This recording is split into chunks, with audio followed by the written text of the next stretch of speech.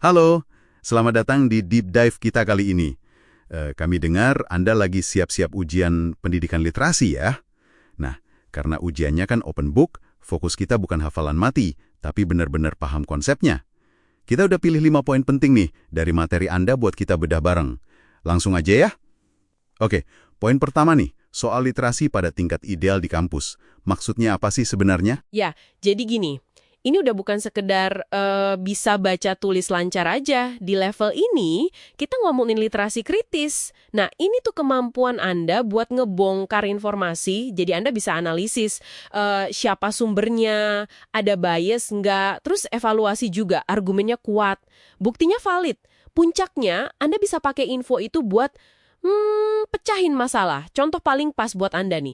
Pas baca jurnal ilmiah, Anda nggak cuma telan hasilnya, tapi justru nanya metodologi penelitiannya gimana, cara ambil datanya, analisisnya bener nggak? Nah, itu baru literasi kritis level akademis. Jadi kayak semacam filter pribadi gitu ya, biar kita nggak gampang nerima klaim atau kesimpulan gitu aja. Harus cek dapurnya dulu. Penting banget ini kemampuan bongkar argumen. Dan langkah awalnya kan pasti misahin mana yang bisa diuji, mana yang cuma keyakinan. Ini nyambung ke poin kedua kita nih, bedain fakta versus opini. Betul sekali. Krusial ini. Kalau nggak bisa bedain, ya goyah fondasi berpikir kritisnya. Bedanya jelas banget. Fakta itu objektif. Bisa dicek siapa aja, bisa dibuktiin benar atau salah.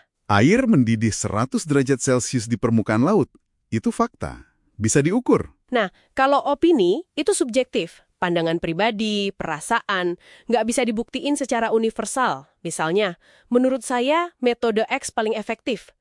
Kata paling efektif itu kan subjektif ya. Hati-hati sama kata kayak seharusnya, tampaknya, paling baik, menurutku. Itu biasanya penanda opini. Menarik. Apalagi sekarang informasi banjir banget ya. Kadang sengaja dibikin kabur tuh batas fakta sama opini.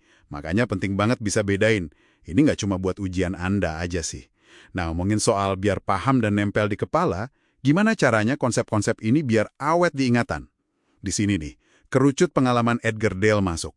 Apa sih hubungan antara kita terlibat sama daya ingat kita? Intinya tuh simple. Makin aktif Anda terlibat, makin banyak yang nempel di memori.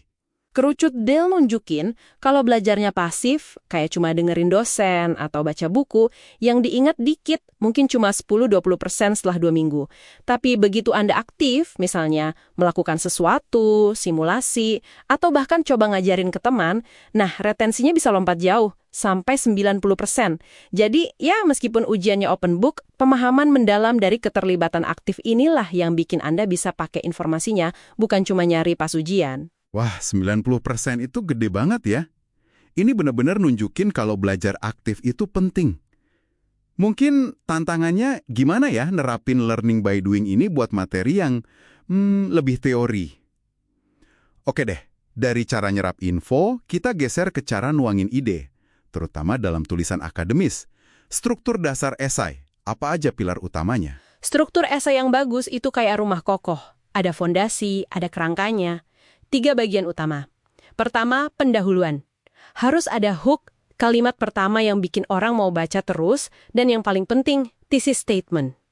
Thesis statement ini intinya argumen Anda, kompas buat seluruh tulisan. Kedua, badan esai. Isinya ya paragraf-paragraf argumen pendukung. Masing-masing jelasin 1 poin plus bukti atau contohnya. Ketiga, kesimpulan. Bukan cuma ngulangnya, tapi negasin lagi tesisnya pakai kata-kata beda, rangkum poin penting, terus kasih penutup yang ngena. Ingat, thesis statement itu jangkar tulisan Anda harus kuat. Setuju. Struktur yang runut itu kunci biar argumen kita kuat dan meyakinkan ya. Nah, terakhir nih, ada 2 kata yang sering banget disebut apalagi di bidang Anda kayak informatika. Tapi kadang suka ketuker. Kreatif dan inovatif. Bedanya apa sih sebenarnya? Sering jalan bareng emang, tapi beda fokusnya. Kreatif itu lebih ke mikirnya, menghasilkan ide-ide baru, orisinil, lihat masalah dari sudut pandang beda. Contohnya ya brainstorming gila-gilaan, nemu 10 ide aplikasi AI baru gitu. Kalau inovatif itu lebih ke tindakannya. Ambil ide kreatif tadi, terus diwujudin jadi sesuatu yang nyata, sesuatu yang berfungsi, ada nilainya, atau mecahin masalah. Contohnya dari 10 ide tadi, pilih satu, terus develop prototipe atau MVP-nya. Lalu diuji. Jadi kreatif itu ngelahirin ide, inovasi itu ngejadiin ide. Perlu dua-duanya. Oke, sip. Jadi kita udah kupas tuntas 5 konsep kunci.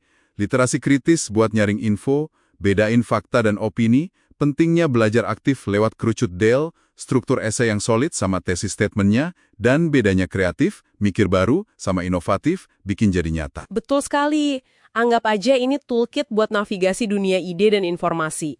Nah, sebagai penutup, kita mau kasih pertanyaan buat Anda renungin nih.